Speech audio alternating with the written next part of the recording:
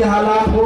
क्योंकि मजलिस-ए-इत्तेहादुल मुस्लिमीन ने हमेशा से अवाम के दरमियान में आने के बाद, जलसे मुनक्किद होने के बाद आपको अपने हालात से वाकिफ करवाती है। और आज सिज़ार मिल्लत अपने हालात हमको ये बताते हैं कि हमको मुत्तहिद होने की जरूरत है, क्योंकि फिरका परस्त ताकतें तमाम एक तरफ मुत्तहिद हो रहे हैं और मुत्तहिद होने के बाद उनकी सिर्फ यही कोशिश होती है कि किस तरीके से मुसलमानों के अंदर एक तफरका पैदा किया जाए, मुसलमानों के अंदर एक तफरका पैदा करने के बाद किस तरीके से मुसलमानों को जो है आपस में लड़ाकर एक नया जो है मंशा खड़ा करे। लेकिन मजलिस-ए-इत्तेहादुल मुस्लिमीन शुरू से फख्र मिल्लत अलैहिर्रहमा के दौर से, जब मैंने अपने बुजुर्गों से ये बात सुनी है कि फख्र मिल्लत अलैहिर्रहमा ने अगर सियासत बजट के अंदर, फिसल वनडे के अंदर जब उन्होंने पहली मर्तबा अपना जलसा मुनक्किद किया था और जलसे के अंदर जब उन्होंने ये ऐलान किया था कि मेरी नजर बेगती है कि हिंदुस्तान की पार्लियामेंट के अंदर एक मुसलमान नुमाइंदा कामयाब होकर हैदराबाद से जाएगा, तो लोगों, सुनने वाले लोगों ने ये बात तो कहा कि ये शख्स क्या कह रहे हैं, क्योंकि ऐसे कैसे मुमकिन हो सकता है कि मुसलमान किस तरीके से अपने नुमाइंदे को कामयाब कर सकते हैं। लेकिन उसके कुछ साल बाद जब हैदराबाद के पार्लियामेंट से उन्होंने अपना नॉमिनेशन फाइल किया और हिंदुस्तान में ये तमाम लोगों ने ये देख लिया कि हैदराबाद का जब मुसलमान जब पार्लियामेंट के अंदर कामयाब होकर जब हिंदुस्तान के मुसलमानों की नुमाइंदगी कर रहा है, तो लोगों ने कहने लगे, फिरका परस्तों ने कहने लगा कि ये कैसे मुमकिन हो सकता है कि एक मुसलमान पार्लियामेंट के अंदर कामयाब होकर आ सकता है, तो सिर्फ एक ही मुसलमान है, वो क्या कर सकता है। तो मेरे मरहूम सदर ने उसका जवाब एक बड़े मजाकिया अंदाज से मैंने मेरे मरहूम सदर ने जवाब दिया था। उन्होंने कहा था कि कभी तुमने डेयरी फार्म देखा है, वो डेयरी फार्म के अंदर पूरे भैंसें होती है और सिर्फ एक मुर्गा होता है। ये मेरे मरहूम सदर ने कहा था। बेबाकी से जवाब देना ये मजलिस की फितरत में है और मजलिस-ए-इत्तेहादुल मुस्लिमीन हमेशा से बेबाकी से जवाब देती आ रही है।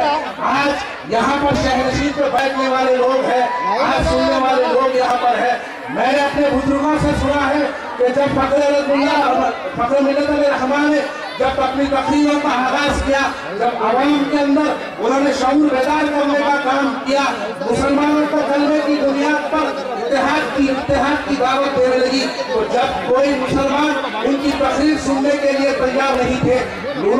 रोड पर चलते हुए अपनी तकरीर को बयान करते थे। कई जगह पर तो ऐसा होता था कि चौरस्तों में ठहर के तकरीर करते तो लोग अपने मकानों से उनकी तकरीरों को सुनते थे। लेकिन हिंदुस्तान के लोगों ने इस बात को देखा। आज पूरे हिंदुस्तान के अंदर अगर कहीं पर कोई मुसलमानों पर अगर जुल्म होता है, अगर पार्लियामेंट के अंदर कोई फिरका परस्त, ये नरेंद्र मोदी जैसा कोई फिरका परस्त अगर कुछ अगर हिंदुस्तान के अंदर फिरका परस्ती की अगर मिसाल देता है, तो पूरी हिंदुस्तान के मुसलमानों की नजरें मेरे ख्याल बैरिस्टर सकुंदर ओवैसी साहब की तरफ उठती है। वो पूरी उम्मीद की तरफ तो देखती है कि अगर ये जवाब आएगा तो इनका जवाब फिरका परस्ती का जवाब अगर दे सकते हैं पूरे हिंदुस्तान के अंदर, तो वो सिर्फ एक ही जमात है, वो मजलिस-ए-इत्तेहादुल मुस्लिमीन है और वो मेरे सदर बैरिस्टर सकुंदर ओवैसी है। क्योंकि मुसलमानों के अंदर हैदराबाद से कामयाब होने के बाद कभी बैरिस्टर सकुंदर ओवैसी साहब ने अपने आप को हैदराबाद का मेंबर ऑफ पार्लियामेंट नहीं समझा। उन्होंने हमेशा यही समझा कि हैदराबाद का मेंबर ऑफ पार्लियामेंट वो हैदराबाद से जरूर कामयाब हुए हैं, लेकिन वो हमेशा से हिंदुस्तान के तमाम मुसलमानों की नुमाइंदगी करते हैं और हिंदुस्तान के मुसलमान बैरिस्टर सकुंदर ओवैसी साहब की तरफ बड़ी एक भरी नजर से देखते हैं। हिंदुस्तान के मुसलमान बैरिस्टर सकुंदर ओवैसी साहब की तरफ एक बड़ी नजर से देखते हैं कि हिंदुस्तान के अंदर अगर किसी के ऊपर कोई मुसलमान को अगर कुछ कोई फिरका परस्त तंजीम अगर कुछ कह सकती है, तो वो सिर्फ जवाब देने वाला शख्स सिर्फ एक ही मजलिस-ए-इत्तेहादुल मुस्लिमीन की तरफ से हो सकता है। और आपने